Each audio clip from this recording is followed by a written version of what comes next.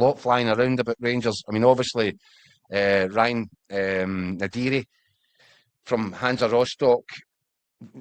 You usually do your research into stuff like this. Third tier of German football. 22-year-old. Is he the guy that you want to hang your hat in going into the final stretch of a title fight like this? Well, I've done, as you says, I've done a bit of research. I've watched a bit of him, and he's highly regarded. I know he's in the third tier of German football, but look, you know who's the manager at Rangers? It's a German. It's Danny Rowe. Yeah. So obviously he's got his ear to the ground. He knows people. He knows people that's been obviously watching him. So if Rangers are willing to splash out this kind of money, what is it? 2.6 million, 2.8 million pound. Well, I'll put my trust in the manager. Looks like Hansa Rostock might be trying to push for a wee bit more. It looks like the usual kind of manoeuvring, manipulating towards the end of a window. I think they were going to sell at a certain price. The price just might be going up by the day just now. That's how it works. Listen, we know what transfers are like, but do you know what?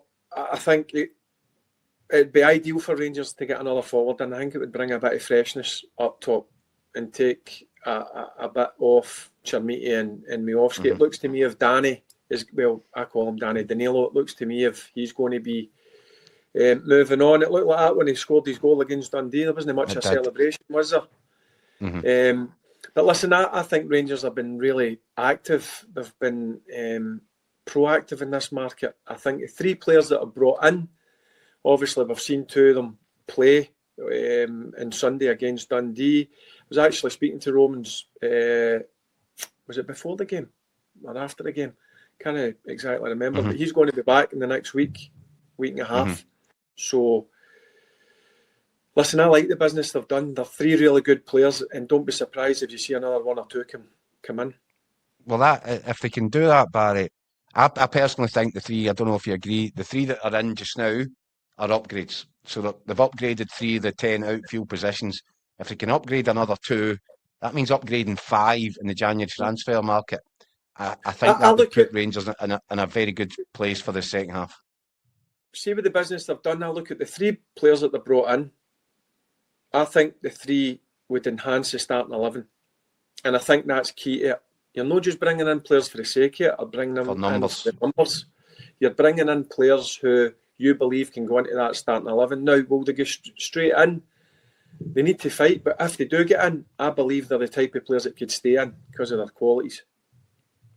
Well, I mean, we're talking about Rangers trying to improve on quality, but there have been over the last 24 hours suggestion that Monaco bid in the region of £10 million for Gassama. Then earlier today, stuff started coming out from Turkey, or late last night, sorry, about a £13 million offer there or thereabouts for Chermiti from Fenerbahce. Links to some clubs in Germany. I think a couple of clubs in Germany supposed to be sniffing around Manny Fernandes, including Dortmund and Leverkusen, I think. And also Oliver Antman, supposed interest from Feyenoord. First of all, talk me through Gassama and Chermiti. The word from Rangers appears to be that they've tossed these offers out, don't want to discuss. It's a lot of money, Barry. 23 million quid for a couple of guys that are only 6 minutes in the door. It is a lot of money, but I don't think their valuation will go down from now until the summer.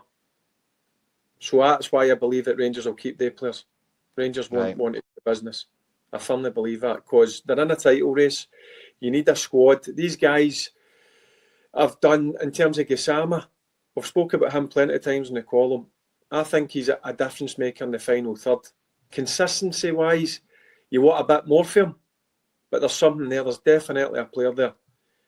So if you want to do business, you wait till the summer, because at this moment in time, you're in a title fight and you've got a chance. I don't know, is it Stranraer or Queen's Park yet? I don't think that's come out yet. You've got a chance to get into quarter-final of Scottish Cup. Keep what you've got and add quality to the squad, and that's what I believe that Rangers will do. But then I think they'll look to the summer. If these offers will still be about, then they may look to do business. It's big numbers. It is big numbers. It is big numbers. You're saying to me, Gassama, what was he bought for? 2.5 million?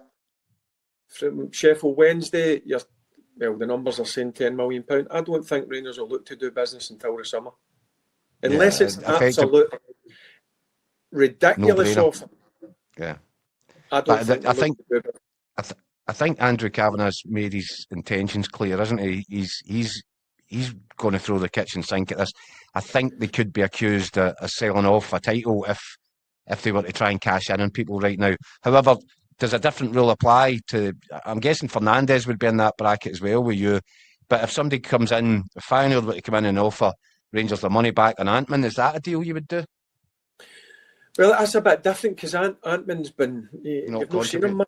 He's not really been involved. So, look, I think squad players who maybe are struggling to get in the 18, and Antman has at times struggled to get in the 18. I know he's had a wee injury there.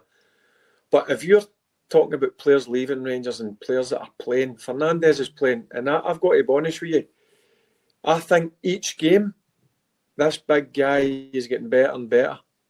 Don't get me wrong, sometimes I've got my heart in my mouth. That's a lot of work to do on him still.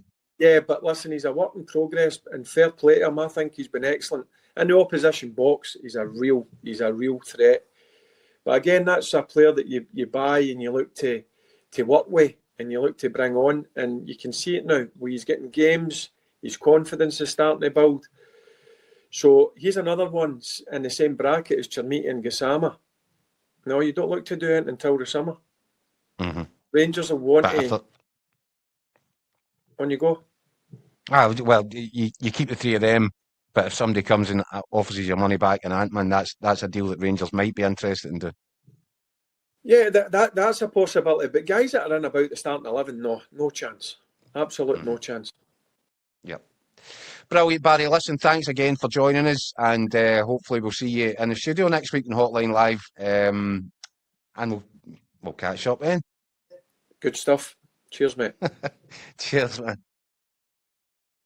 Keith, I need to get this off my chest really quickly, right? You can see on your screen, Craigie says, can he sell Gassama, Chermiti Fernandes, too late in the window? But this one, Sean says, did Thelwell end up at Fenerbahce? I must have missed that. Yeah, it makes a lot of sense, doesn't it? I see if someone is really offering 13 million for Youssef Chermiti. And look, no harm to him, and he's shown that he's a decent player, but 13 million? I mean, come on. That's just... Maybe Big Kev's thinking, well, that's 2 million less than I paid when I was at Everton for him, so...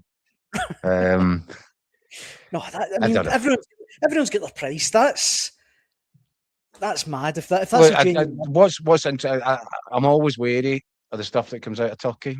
I'm just wary of it. And I noticed that there was a subsequent report today with one journalist, Turkish journalist, saying, well, Fenerbahce have contacted me to say they're not interested. They've been offered them by an agent, but they're not interested. Let's see if anything crystallises there. Yeah.